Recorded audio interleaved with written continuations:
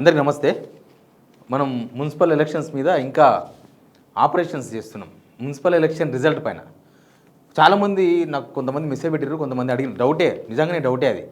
అన్న వాళ్ళకు 50% దాటింది కదా కాంగ్రెస్కు. మున్సిపాలిటీస్ అయినా ఓటింగ్, ఇప్పుడు నేను చెప్పేది పర్సనల్గా ఓటింగ్ పర్సంటేజ్, అది స్పెషల్. ఓటింగ్ పర్సంటేజ్ అంటే ఓట్లు ఎట్లా పడ్డాయి అనేది ఇంపార్టెంట్ పార్టీలకు, అందరూ పెడతలకు కలిసి మొత్తం మున్సిపాలిటీస్, మున్సిపల్ కార్పొరేషన్స్ 50% దాటినప్పుడు సక్సెసే కదన్నా. ఒక అధికార పట్టే 50% దాటింది, మిగతా వాళ్ళందరికీ 50% లోపల ఉన్నారు కదా అని. కరెక్టే, అది ఓన్లీ అసెంబ్లీ ఎలక్షన్స్లోనే అప్లికేబుల్ అవుతుంది. ఎందుకంటే అసెంబ్లీ ఎలక్షన్స్లో ఏ గవర్నమెంట్ వస్తుందో తెలియదు. జనాలంతా కొంతమంది హామీలు, వాళ్ళు ఇచ్చిన హామీలు నచ్చి కొంతమంది వేస్తారు, వీళ్ళు ఇచ్చిన హామీలు నచ్చి కొంతమంది వేస్తారు, కొంతమంది ప్రభుత్వ పథకాలు చూసి కొంతమంది వేస్తారు. గతంలో పనిచేసిన ప్రభుత్వం అది ఫెయిల్ అయిందనుకున్న వాళ్ళు వేరేలాగేస్తారు. అసెంబ్లీ ఎలక్షన్స్లో 50% క్రాస్ అయితే సూపర్ సక్సెస్. కానీ మున్సిపల్ ఎలక్షన్స్ సక్సెస్ కాదు అది. ఎందుకంటే ఇది గవర్నమెంట్ ఇదే ఉంటుంది, గవర్నమెంట్ ఏం చేంజ్ కాదు. ఇప్పటికిప్పుడు బీఆర్ఎస్ గవర్నమెంట్ రాదు, ఇప్పటికప్పుడు బీజేపీ గవర్నమెంట్ రాదు, ఇప్పటికప్పుడు ఏ గవర్నమెంట్ రాదు. ఇంకా 3 సంవత్సరాలు కాంగ్రెస్ గవర్నమెంటే ఉంటుంది.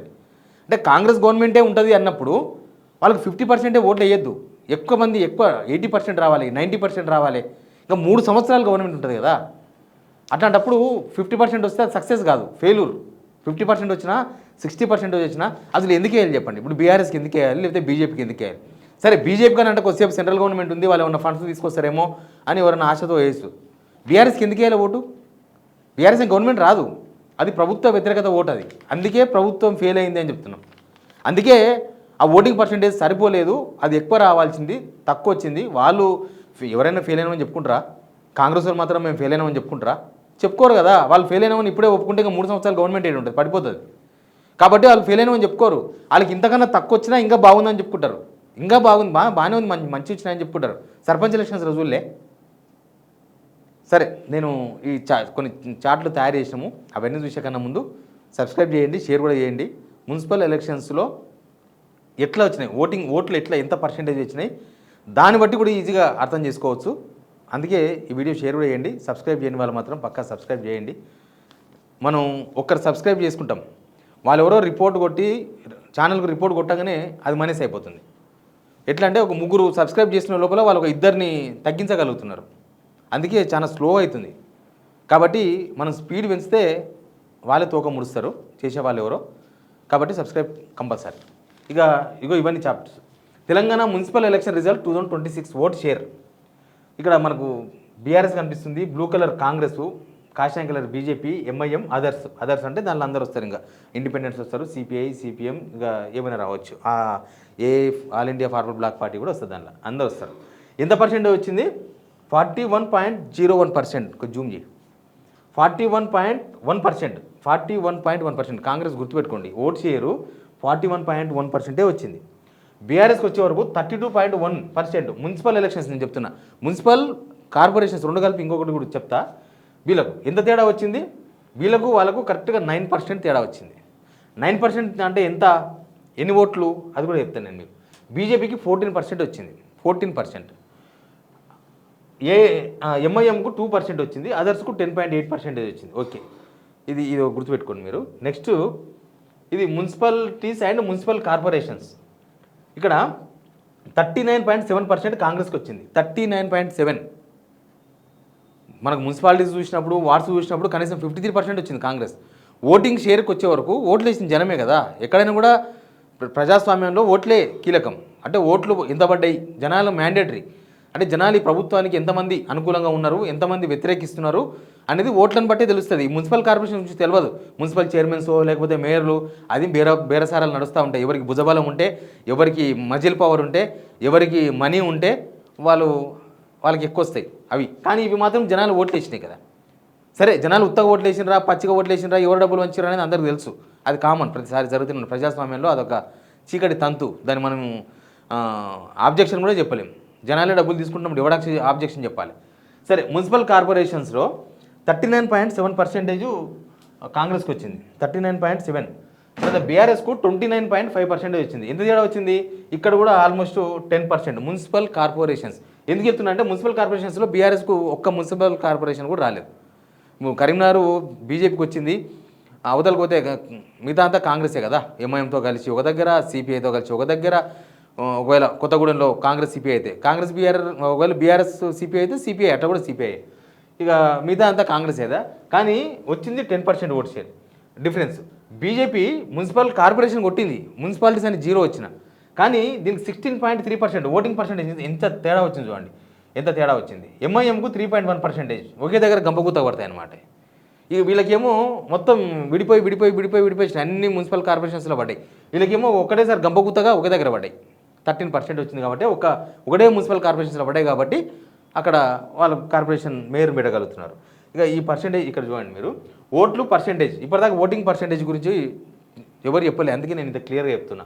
కాంగ్రెస్కు 11,22,260 ఓట్లు వచ్చినాయి, 41%. ఇందాక చూపించిందే, కాకపోతే నెంబర్ ఉంది ఇక్కడ. బీఆర్ఎస్ వచ్చేసి 8,64,209, 32%. ఇది మున్సిపాలిటీస్, ఇది 32%. ఇప్పుడు చూడండి ఎంత తేడా వచ్చింది ఇక్కడ. మొత్తం 2,72,000 ఓట్లు, మొత్తం పోలైందే 70% కదా. 3 లక్షల మొత్తం 37 లక్షల ఓట్లు. ఇక్కడ కూడా 27 లక్షల ఓట్లు కనిపిస్తున్నాయి ఇక్కడ మనకు. ఇక్కడ ఓట్లు చూడండి, ఈ ఓట్లకు కాంగ్రెస్కి వచ్చిన ఓట్లకు బీఆర్ఎస్ వచ్చిన ఓట్లకు తేడా ఎంత? 2,58,000, 2,58,000 ఓట్ల తేడా. 27 లక్షల ఓట్లు పోలైతే మున్సిపాలిటీస్లో 2,58,000 ఓట్ల తేడా ఉంది. అంటే చాలా తక్కువ నిరసన కనిపిస్తుంది.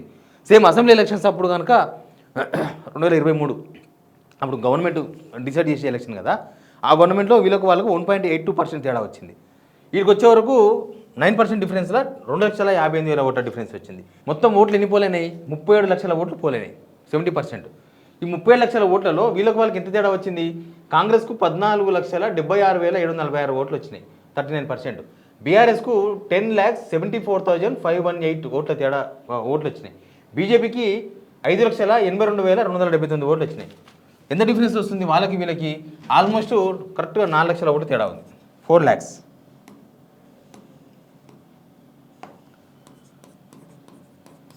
వాళ్ళకు మొత్తం 37 లక్షల ఓట్లలో 4 లక్షల ఓట్ల తేడా వచ్చింది. చాలా తక్కువ ఓట్లు ఇవి. దీనికి చాలా కారణాలు ఉన్నాయి. అధికార పార్టీకి ఉండే బలాబలం ఏందో నేను చెప్తాను మీకు. ఇక లెక్కలు చూసినారు కదా, వీళ్ళు నోటిఫికేషన్ వచ్చినప్పటి నుంచి ఎన్ని గడ్బళ్ళు చేసిండ్రు. అంటే బీఆర్ఎస్ను వర్క్ చేసుకునే అవకాశం కూడా ఇవ్వలేదు. నోటిఫికేషన్ వచ్చిన తర్వాత నామినేషన్స్కు 3 రోజుల ముందర హరీష్ రావుకు ఫోన్ ట్యాపింగ్ అని చెప్పి నోటీస్ ఇచ్చారు. ఆయన ఎక్కడో సిద్దిపేటలో ఆయన ఉరికొచ్చాడు. తర్వాత ఒకరోజు గ్యాప్ ఇచ్చి మళ్ళీ కేటీఆర్ నోటీస్ ఇచ్చారు. అది అయిపోయిన తర్వాత మళ్ళీ ఎంబడే కేసీఆర్కి ఇచ్చారు. కేసీఆర్ని బీఫామ్లు ఇవ్వాలా అంటే కూడా ఇనలేదు. నువ్వు రేపు రావాల్సిందే అన్నారు, వచ్చిండు ఆయన కూడా. అంటే పార్టీని డిస్టర్బ్ చేసిండ్రు. ఇవన్నీ చేసి ఇదంతా ఒక వ్యూహం ప్రకారం చేసిండ్రు. ఏదో తప్పిపోతుంది, ఇప్పుడే అయిపోవాలి అన్నట్టు చేసిండ్రు. ఇప్పుడు ఏమైంది? ఎలక్షన్ అయిపోయింది, మళ్ళీ చల్లబడుతుంది. ప్రతి ఎలక్షన్ ముందర జరిగేది. పేపర్ల నిండా వార్తలు ఎలక్షన్ ప్రచారం ఉన్నన్ని రోజులు పేపర్ల నిండా ఫోన్ ట్యాపింగ్ వార్తలు రాపించారు, డిస్టర్బ్ చేయడానికి. తర్వాత అభ్యర్థులను బీఫాములు తీసుకున్న అభ్యర్థులను నామినేషన్ వేసే పరిస్థితి కూడా లేకుండా చేసిండ్రు. అటు ఒక ఫ్రీ ఎలక్షన్ జరగలే. వాళ్ళందరినీ అడ్డుకున్నారు, వాళ్ళని బెదిరించిండ్రు, డబ్బులు వాళ్ళందరినీ బెదిరించి పార్టీలో చేర్చుకున్నారు. ఇప్పుడు నేను ఇక్కడ మోయినాబాదు, శంకర్పల్లి, చేవెళ్ళ ముగ్గురు అక్కడ గెలిచిన చైర్మన్లు మొత్తం బీఆర్ఎస్ నుంచి పోయిన వాళ్ళే. అసలు ఈ పార్టీ నుంచి ఇప్పుడు పోయారు కదా. ఇప్పుడు రంజిత్ రెడ్డి పోయిండు, మాజీ ఎంపీ చేవెళ్ళ. తర్వాత చేవెళ్ళ ఎమ్మెల్యే యాదవ్ పోయిండు. వాళ్ళతో పాటు చాలామంది పోయినరు, అక్కడ పోయినరు. రిజల్ట్ ఎక్కడ మైనస్ వచ్చిందంటే అక్కడనే వచ్చింది. ఇప్పుడు ఖమ్మం, నల్గొండ కాంగ్రెస్కి 1 సైడ్ వచ్చింది ఎలక్షన్. కాదనిలేము, అది 1 సైడ్ వచ్చింది ఎలక్షన్. ఆ 2 తీసేస్తే ఈ 4 lakhs గ్యాప్ ఉంది కదా, అది ఇంకా తగ్గుతుంది. ఆ 1,02,000 లక్షలు వస్తుంది. అంటే రాష్ట్ర వ్యాప్తంగా ప్రభుత్వానికి ఇంత వ్యతిరేకత ఉంది. ఇప్పుడు పార్టీ మారిన ఎమ్మెల్యేల దగ్గర వీళ్ళు ఇన్ఛార్జ్ని పెట్టుకోవాలి బీఆర్ఎస్. జగిత్యాల ఎందుకు వచ్చింది అట్లా? జగిత్యాల అసలు బీఆర్ఎస్కి ఎందుకు రాలేదు? ఆడ పార్టీ మారిండు, ఎవరిని పెట్టుకోలేదు. ఇంకో దగ్గర ఎవరిని పెట్టుకోలేదు. పడంచెరు ఆయన సహకరించింది కాబట్టి ఆడ పడంచెరులో మొత్తం కొట్టేసిండ్రు. పడంచెరు పరిధిలో ఉన్న 4 మున్సిపాలిటీలు. అట్లా చేవెళ్ళలో కూడా ఇన్ఛార్జ్ లేడు. వీళ్ళు కార్తీక్ రెడ్డి వాళ్ళు ఏదో కింద మీద కూడా తండ్రి అని అంటున్నారు. అట్లా అసలు ఇంత డిస్టర్బ్ చేస్తే వాళ్ళు బీజేపీని ఏమనలే, బీజేపీ వద్దకు పోలే. అసలు బీఆర్ఎస్ను ఫస్ట్ డే నుంచి వేధిస్తే మీకు ఇన్ని ఓట్లా వచ్చేది. అసలు బీఆర్ఎస్కి ఇన్ని ఎట్లు వస్తే మీరు అంత వేధించినందుకు? అదే మీ ఫెయిల్యూర్. నేను మళ్ళీ చెప్తున్నా, అసెంబ్లీ ఎలక్షన్స్ అంటే గవర్నమెంట్ డిసైడ్ చేసే ఎలక్షన్స్ అయితే ఇంత చర్చ అవసరం లేదు. 51, 53 గుడ్ ఫిగర్. కానీ ఇది గవర్నమెంట్ను పడగొట్టేదో గవర్నమెంట్ను నిలబెట్టేదో ఎలక్షన్ కాదు. ఇది ప్రభుత్వ స్ట్రెంత్కు ఎలక్షన్ అగ్ని పరీక్ష. ఇది ప్రభుత్వ స్ట్రెంత్. ఇంకా 3 సంవత్సరాలు గవర్నమెంట్ ఉంటుంది కదా, ఇప్పుడేం బీఆర్ఎస్ గవర్నమెంట్ రాదు కదా. వాళ్ళకి ఎందుకు ఓట్లు వేసిర్రు? ప్రభుత్వ వ్యతిరేకత. ప్రభుత్వం ఫెయిల్ అయిందని అర్థం దానికి. ఇంకా వీళ్ళు మేము బాగానే ఉన్నాం మంచిగా వచ్చినా కూడా అది వాళ్ళ కర్మ, మనం ఏం చేయలేము. సర్పంచ్ ఎలక్షన్స్ కూడా అదే కదా చేసింది వాళ్ళు. ఎనీవే ఓట్ల పర్సంటేజ్, ఓట్లు ఎవరికి వేసిరని లెక్క చూస్తే నిజంగానే కాంగ్రెస్ అట్టర్ ఫ్లాప్ అయినట్టు చూస్తే అనిపిస్తుంది, ఈ పిక్చర్ చూస్తే అనిపిస్తుంది. ఇది చూసిన తర్వాత ఇప్పటికిప్పుడు గవర్నమెంట్ పడగొట్టే ఎలక్షను, రేవంత్ రెడ్డిని ఓటేస్తారా వేయరానో, ఇప్పుడు అసెంబ్లీ ఎలక్షన్ వస్తే ఎట్లుంటుంది? ఇది చూసిన తర్వాత, ఈ లెక్కలు చూసిన తర్వాత మీరు కింద కామెంట్ బాక్స్లో చెప్పండి. Please subscribe.